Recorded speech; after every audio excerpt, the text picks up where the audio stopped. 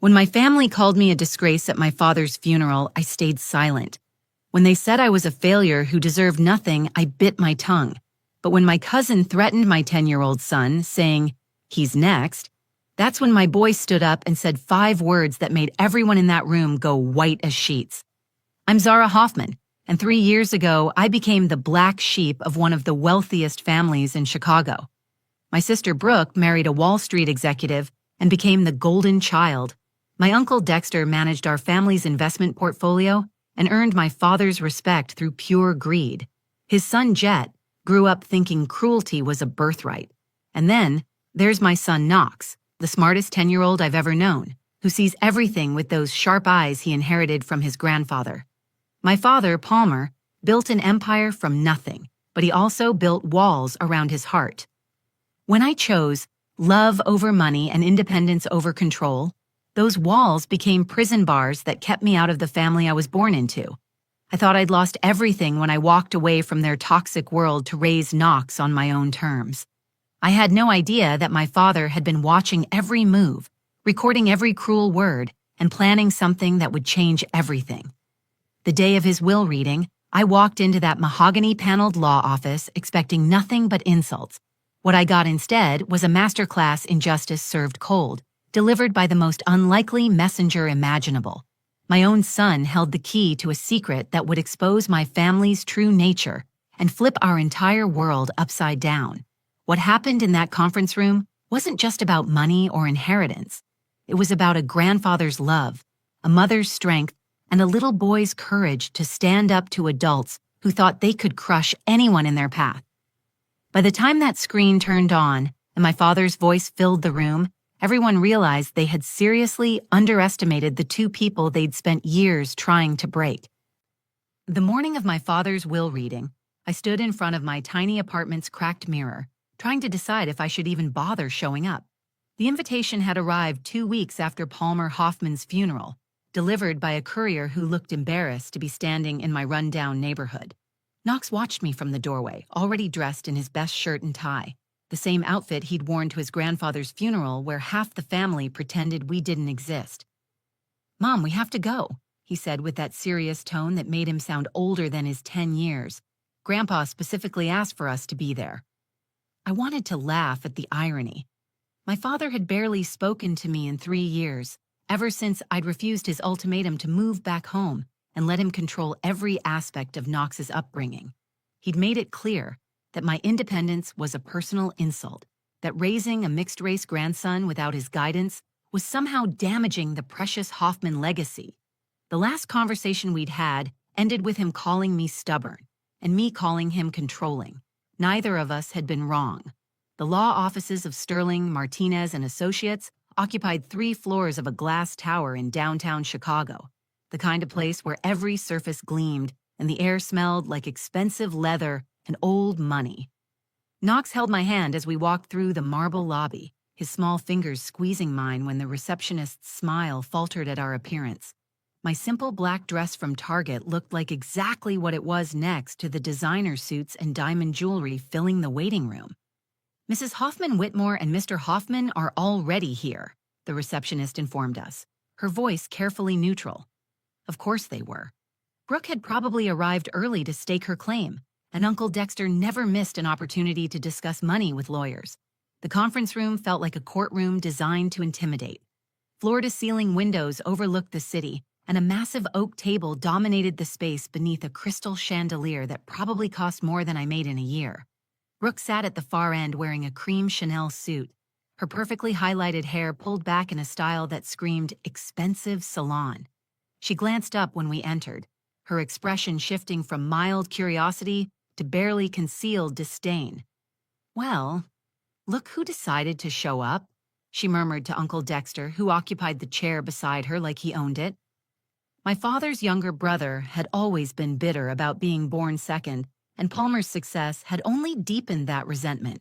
He wore his usual smug expression, the one that suggested he knew something you didn't and enjoyed keeping you in the dark. Jet sprawled in his chair with the casual arrogance of someone who'd never worked for anything in his life. At 28, he still lived off his trust fund and spent his days playing video games in his downtown condo. He looked up from his phone long enough to smirk at Knox, an expression that made my protective instincts flare. "Aunt Zara," he said with mock surprise, "I didn't think you'd have the nerve to show your face here." I guided Knox to two empty chairs on the opposite side of the table, trying to ignore the weight of their stares. My son sat perfectly still, his hands folded in his lap, watching everyone with those intelligent dark eyes that had always reminded me of my father. Palmer used to say Knox had an old soul, back when he still talked to us. Now I wondered if that old soul was the only thing in this room that truly understood what was about to happen. The lawyer, a distinguished man in his 60s with silver hair and kind eyes, entered carrying a thick folder. "Thank you all for coming," he said, settling into his chair at the head of the table. "I know this is a difficult time for the family." Brooke straightened, already preparing to accept her inheritance graciously. Uncle Dexter leaned forward, his calculator brain no doubt running numbers. Jet continued scrolling through his phone, confident that his piece of the Hoffman fortune was guaranteed. I felt like an intruder at my own father's will reading, surrounded by people who'd made it clear I didn't belong. Knox's small hand found mine under the table, offering comfort I didn't deserve. He'd been Palmer's secret favorite, I suspected, though my father had never said as much. They'd shared a love of chess and old movies, and sometimes I'd catch them having conversations that seemed too deep for a grandfather and his young grandson. As the lawyer began organizing his papers, I braced myself for public humiliation. I'd come expecting nothing and prepared to leave with less. What I couldn't have predicted was that my father had spent the last months of his life orchestrating the most elaborate lesson in family loyalty I'd ever witnessed, with my 10-year-old son as his willing accomplice. Mr. Sterling cleared his throat and opened the leather-bound folder with the reverence reserved for documents worth millions. "We're here today to read the last will and testament of Palmer James Hoffman," he began, his voice carrying the weight of 40 years practicing estate law. The room fell silent except for the soft hum of the air conditioning and Jet's fingers still tapping against his phone screen. "To my beloved daughter, Brooke Hoffman Whitmore," the lawyer read, "who has always understood the importance of family reputation and social standing, I leave the sum of $15 million, along with the Aspen property and all contents therein." Brooke's face lit up with satisfaction, though she tried to maintain a dignified composure. She reached over and squeezed her husband's hand, already mentally redecorating their third vacation home. "To my brother, Dexter Hoffman, who has faithfully managed the family investments for the past 20 years, Mr. Sterling continued, I leave $10 million and the controlling interest in Hoffman Financial Management." Uncle Dexter's smugness deepened as he nodded approvingly. He'd been waiting decades for official recognition of his contributions to the family wealth. The lawyer proceeded through a list of cousins, distant relatives, and family friends, each receiving generous 5- and 6-figure sums. The Palmer Hoffman I remembered had been methodical about everything, and his will reflected that same careful attention to detail.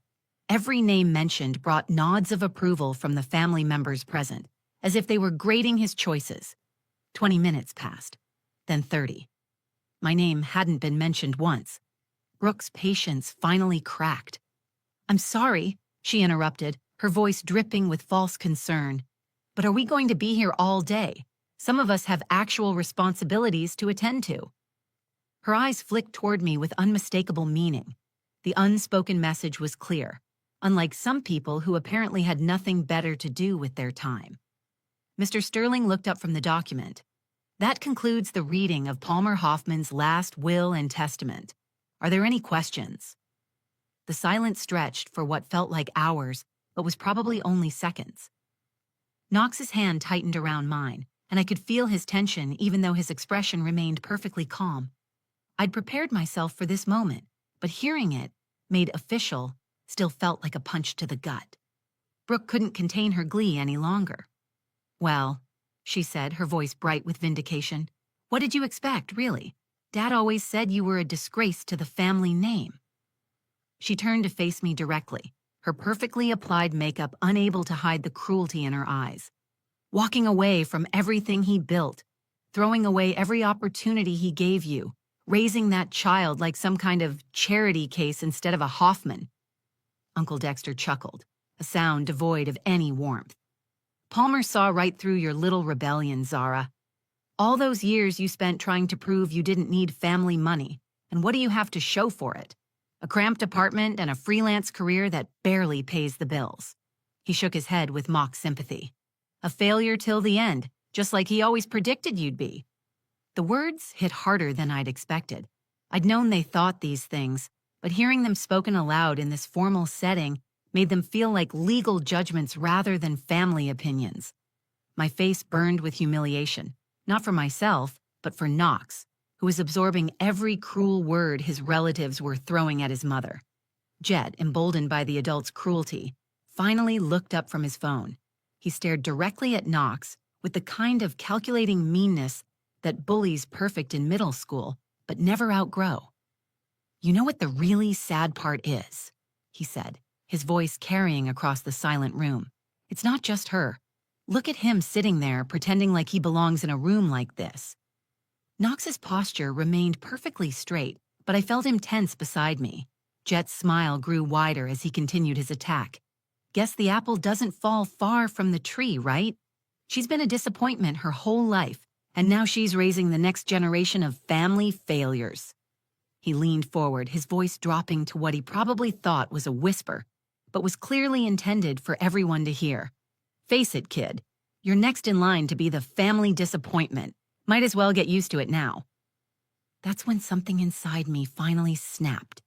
I started to stand, ready to tell them exactly what I thought of their cruelty, ready to grab Knox and walk out of this toxic environment forever. But before I could move, before I could speak, my 10-year-old son did something that stopped me cold. Knox stood up on his chair, his small frame suddenly commanding the attention of every adult in that room, and spoke with a confidence that seemed to come from somewhere beyond his years. Knox rose from his chair with the kind of deliberate calm that made everyone in the room stop talking. At 10 years old, he barely reached my shoulder even when standing, but something about his posture commanded attention in a way that reminded me painfully of my father. The similarity was so striking that Brooke actually gasped, her hand flying to her chest as if she'd seen a ghost. "My grandpa recorded something for this exact moment," Knox announced, his voice clear and steady despite being surrounded by adults who just finished tearing his mother apart. The conference room fell completely silent. Even Jet stopped smirking, confusion replacing the cruel satisfaction on his face. Uncle Dexter leaned forward, his brow furrowed. "What are you talking about, boy?" "Recorded what?" Knox reached into the pocket of his dress pants and pulled out a small black remote control, the kind used for smart TVs and media systems. I stared at it in complete bewilderment. I'd never seen it before in my life, and I certainly had no idea why my son would be carrying around electronics to his grandfather's will reading. "Grandpa gave this to me 3 weeks before he died," Knox explained, holding the remote up so everyone could see it. "He came to our apartment when Mom was at the grocery store. He said he had something very important to tell me, something that had to stay secret until today." My heart stopped. My father had visited our apartment? When? How had I not known?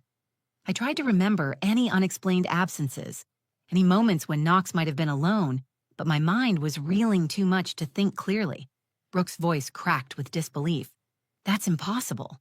Dad wouldn't have gone to that neighborhood. He wouldn't have—" He said to press this button when Aunt Brooke called my mom a disgrace, and Uncle Dexter laughed about it, Knox continued, completely ignoring her interruption. "He told me to wait for those exact words because he knew you'd say them. He knew exactly what you'd do." The remote control suddenly felt ominous in Knox's small hands. Mr. Sterling looked as confused as the rest of us, his professional composure cracking as he tried to understand what was happening.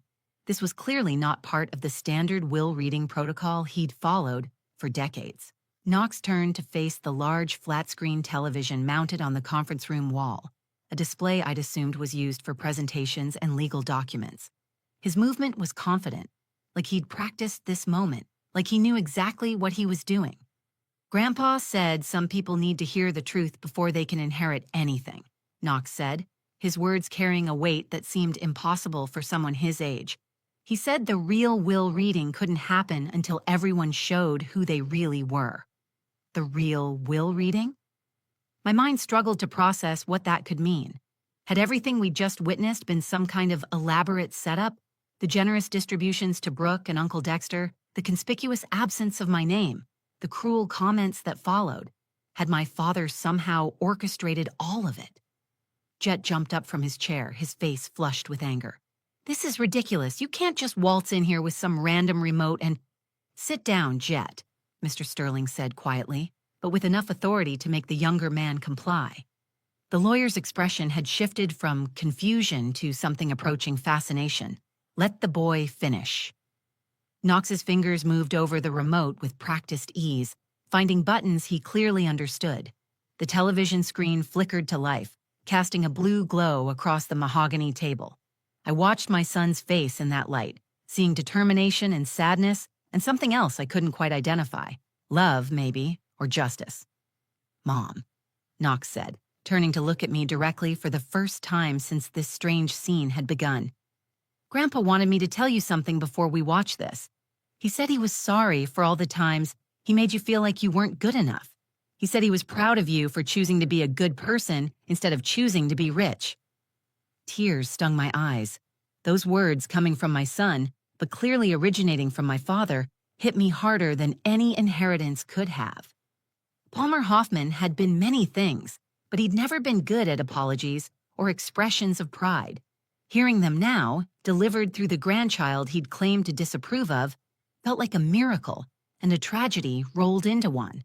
Knox raised the remote toward the screen, his finger hovering over what I assumed was the play button. The adults around the table sat frozen, caught between disbelief and a growing sense that something monumental was about to happen. Grandpa said this would be the most important family meeting we'd ever have, Knox said. He said after we watch this, everything would be different. Then he pressed the button. The screen flickered from blue to black, then suddenly my father's face filled the display with startling clarity. Palmer Hoffman sat in his home office, the same mahogany desk and leather chair I remembered from childhood visits, but his appearance shocked me. This wasn't the frail, sick man I'd seen at the hospital. This was my father as I'd known him in his prime. Sharp-eyed, commanding, and very much in control. If you're watching this, Palmer said, looking directly into the camera with those piercing eyes Knox had inherited, it means my family has just shown their true colors at my will reading. Brooke, Dexter, Jet, I heard every word you just said. The room went deadly silent. Brooke's face drained of color so quickly, I thought she might faint. Uncle Dexter's mouth opened and closed like a fish gasping for air. Jet looked like he'd been slapped. Palmer continued, his voice carrying the same authority it had possessed in boardrooms and family dinners for decades.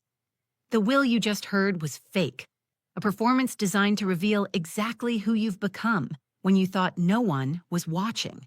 Congratulations, you've exceeded even my lowest expectations.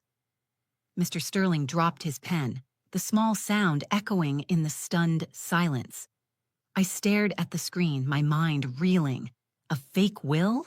How is that even possible? Mr. Sterling, Palmer addressed the lawyer directly, please retrieve the real will from the safe. Authorization code 774 Knox Zara. My grandson knows the numbers. Knox nodded solemnly. 77489679, he recited from memory. I realized with a start that those numbers spelled out his name and mine on a phone keypad. My father had always been clever with codes. The lawyer stood on shaking legs and moved to a wall safe I hadn't noticed before, hidden behind a false panel. As he input the numbers, Palmer's voice filled the silence. Zara, you're probably wondering why I put you through this humiliation. The answer is simple. I needed them to prove who they really were. I needed you to see that walking away from this family wasn't a mistake. It was the smartest thing you ever did. Tears streamed down my face as Mr. Sterling returned with a different folder, this one sealed with red wax bearing my father's signet ring. Palmer's recorded image leaned forward, his expression softening in a way I hadn't seen since I was Knox's age. You're the only one who never asked me for money, Zara. Never expected an inheritance. Never compromised your values for my approval. You chose love over luxury, integrity over influence. That's exactly why you're getting everything, Brooke screamed. Actually screamed, a sound of pure rage and disbelief that echoed off the conference room walls. "No, this can't be legal. You can't just—" "Mr. Sterling will confirm the legality." Palmer's voice cut through her protests, as if he'd anticipated this exact reaction. "The real will leaves Zara my entire estate, $53 million, all properties, all business interests, all investments, everything." Uncle Dexter found his voice stammering with fury. "This is fraud, conspiracy. We'll contest this in court."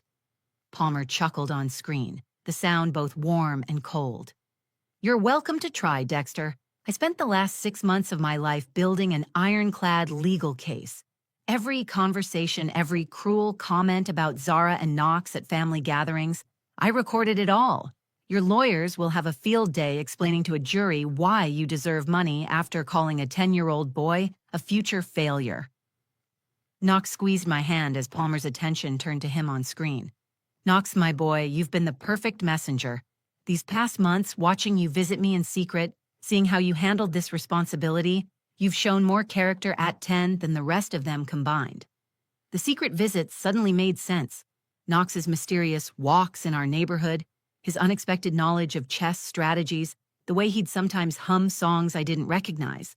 My father had been teaching him, preparing him, building a relationship I'd never known existed. Palmer's final words hit the room like a physical force. "Brooke, you get nothing because you've spent your life believing you deserved everything without earning it. Dexter, you get nothing because you turned bitterness into an art form. Jet, you get nothing because you're cruel to children, which tells me everything I need to know about your character." The screen went black, leaving us all staring at our reflections in the dark glass.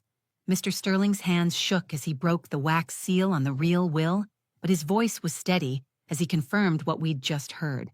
"The estate of Palmer James Hoffman in its entirety goes to his daughter Zara Hoffman, with Knox Hoffman named as sole heir upon her death. The document is legally binding and witnessed by 3 independent attorneys." I sat in stunned silence as my family's world collapsed around me, finally understanding that my father's greatest gift wasn't the money. It was showing me that choosing love over wealth had been right all along. The conference room erupted into chaos the moment Palmer's face disappeared from the screen. Brooke shot out of her chair so fast she knocked over her water glass, sending crystal and liquid cascading across the mahogany table. "This is insane!" she shrieked, her perfect composure completely shattered. $53 million to her? She doesn't even have a real job. Uncle Dexter's face had turned an alarming shade of purple as he jabbed his finger at Mr. Sterling. "I don't care what that screen said. I've been managing those investments for 20 years. You can't just give everything to someone who's never even balanced a checkbook." Jet paced behind his chair like a caged animal, running his hands through his hair. "This has to be some kind of mistake. Grandpa was sick, maybe confused. People with dementia do crazy things with their money all the time." Mr. Sterling remained remarkably calm as he spread the real will across the table, pointing to official seals and signatures. "I can assure you that Palmer Hoffman was completely lucid when he created this document. In fact, he anticipated your reactions and took extensive precautions." The lawyer opened another folder, revealing thick stacks of paper. He spent 6 months documenting every interaction with family members, including audio recordings of conversations at holiday gatherings, birthday parties, and casual visits. My stomach dropped as I remembered some of those gatherings, the snide comments about my apartment, the jokes about Knox's mixed heritage, the constant reminders that I'd thrown away my birthright. I'd thought those conversations were just typical family dysfunction. I'd never imagined my father was building a legal case. The recordings clearly demonstrate a pattern of verbal abuse directed toward both Zara and Knox, Mr. Sterling continued. "Any attempt to contest this would require explaining those recordings to a jury. I suspect your legal counsel will advise against that course of action." Brooke's perfect makeup was streaking down her face as reality sank in. She'd just lost $15 million and a vacation home because she couldn't keep her cruelty to herself for 30 minutes. Uncle Dexter slumped in his chair, his dreams of controlling the family fortune crumbling before his eyes. Jet just stared at Knox with something approaching disbelief, as if he couldn't understand how a 10-year-old had outmaneuvered 3 adults. Knox climbed into my lap, whispering words that hit me harder than any dollar amount ever could. Grandpa said you deserved to know how proud he was. He said you were the only one who remembered that money should make people kinder, not meaner. I held my son close, breathing in the scent of his hair and trying to process what had just happened. My father, the man I'd thought disapproved of every choice I'd made, had been watching and planning and preparing to vindicate everything I'd stood for. The inheritance wasn't just about money, it was about validation from beyond the grave. 6 months later, I barely recognized my life. The foundation I'd started, Hoffman House, had helped over 200 single mothers find stable housing and job training. Knox attended the best private school in Chicago, but he'd insisted on a scholarship program that brought kids from our old neighborhood into the same classrooms as politicians' children. Every morning, he still carried that remote control in his backpack, not because he needed it anymore, but because it reminded him that standing up for what's right matters even when you're small. Brooke and Uncle Dexter had hired lawyers, just as Palmer predicted, but the recordings made their case impossible. Hearing themselves mock a 10-year-old child on audio had been sobering enough that they'd dropped the contest within weeks. Jet had moved to California, claiming he needed a fresh start away from family drama. I suspected he was just embarrassed that a fourth grader had exposed him as a bully in front of a room full of adults. The greatest inheritance wasn't the millions in my bank account or the properties I now owned. It was learning that my father had seen my strength all along, that he'd understood the courage it took to choose integrity over easy money.